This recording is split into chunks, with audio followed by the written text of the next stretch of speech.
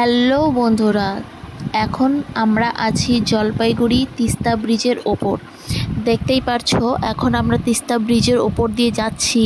আর কোথায় যাচ্ছি তা তোমাদের সাথে অবশ্যই শেয়ার করব। আর আমরা যাচ্ছি খুব একটা স্পেশাল জায়গায়। তো এই দেখো, তিস্তা ব্রিজের দিকে সোজা যাওয়ার সময় আমরা কিন্তু ওপরের রাস্তাটা নিলাম না, আমরা চলে আসলাম নিচের রাস্তা দিয়ে। এই দেখো, এখন আমরা বাঁদিকে ঘুরে গেলাম। বাঁদিকে ঘুরে গিয়ে এই যে এই রকম একটা রাস্তা পাবো, এর ভেতর দিক দিয়ে আমাদেরকে যেতে হবে। তো আমরা এর ভেতর দিক দিয়ে এখন সোজা যাব। এই দেখো,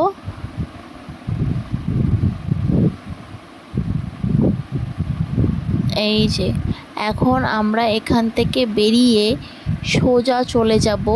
সোজা যাওয়ার পর কোন দিকে যাচ্ছি আর কোন দিকে যাচ্ছি না সেটা তোমরা সম্পূর্ণ ভিডিও মন দিয়ে দেখতে থাকো, তাহলেই তোমরা সেখানে যাওয়ার রাস্তা গুগল ম্যাপ ছাড়াই খুব সহজে বুঝে যাবে।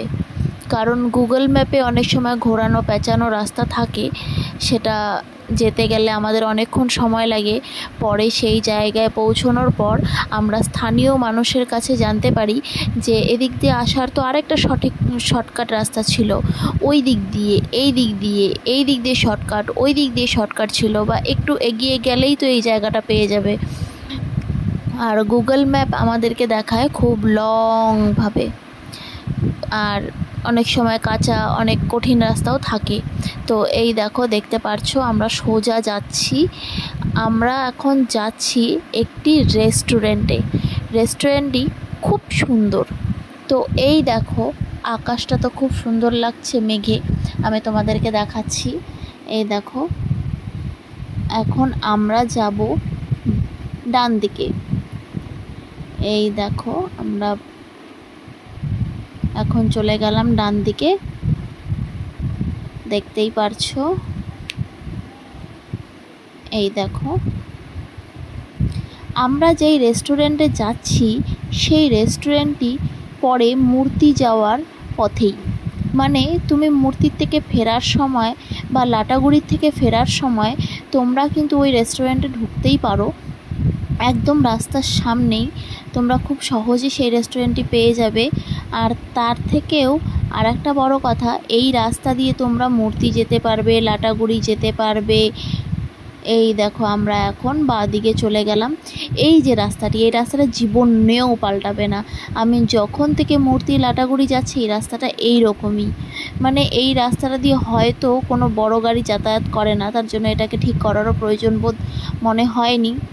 তো এই দেখো, আমরা এখন বাঁদিকে যাব। বাঁদিকে গিয়েই তোমরা দেখতে পারবে একটি খুব সুন্দর রেস্টুরেন্টটির নাম আরতি। তো রেস্টুরেন্টটি আমার যাওয়ার পরে তো খুবই ভালো লাগলো।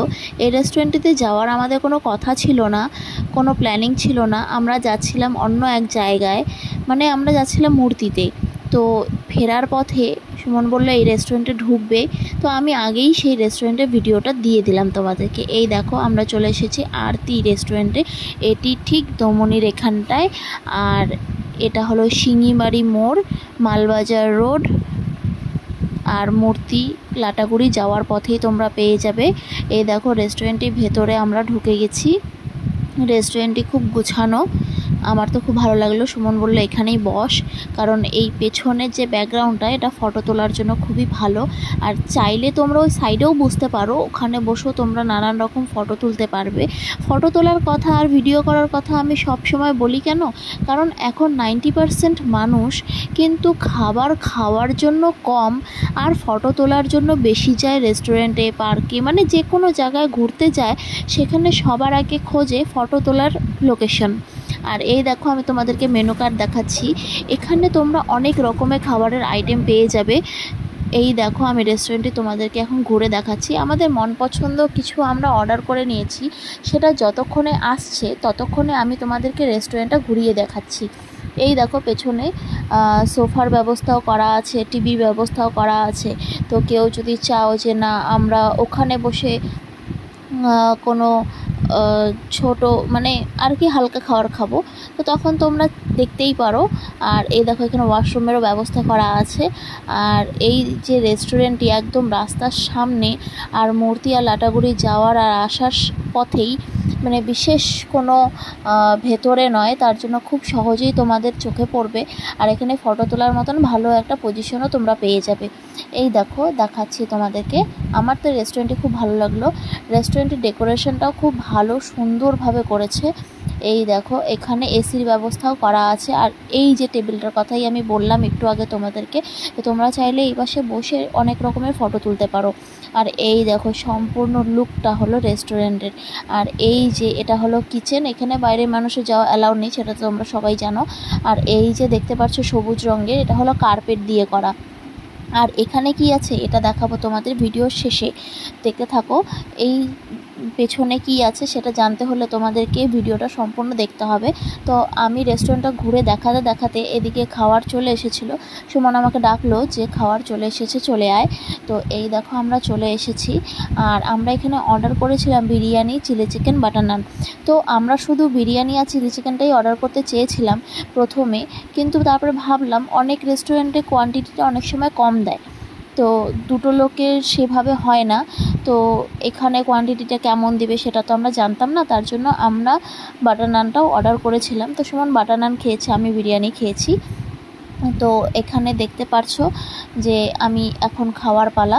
তো খেয়ে আমি তোমাদেরকে জানাবো টেস্টটা কেমন। টেস্টটা সত্যি অসাধারণ। আমি সব জায়গার বিরিয়ানি কিন্তু খাই না, যদি কারোর সাথে গ্রুপে বা কোথাও যাই, কোনো রেস্টুরেন্টে যাই, দেখো কোয়ান্টিটিটা দেখতে পারছো, কোয়ান্টিটি দুটো মানুষের একদম পারফেক্টভাবে হয়ে যাবে।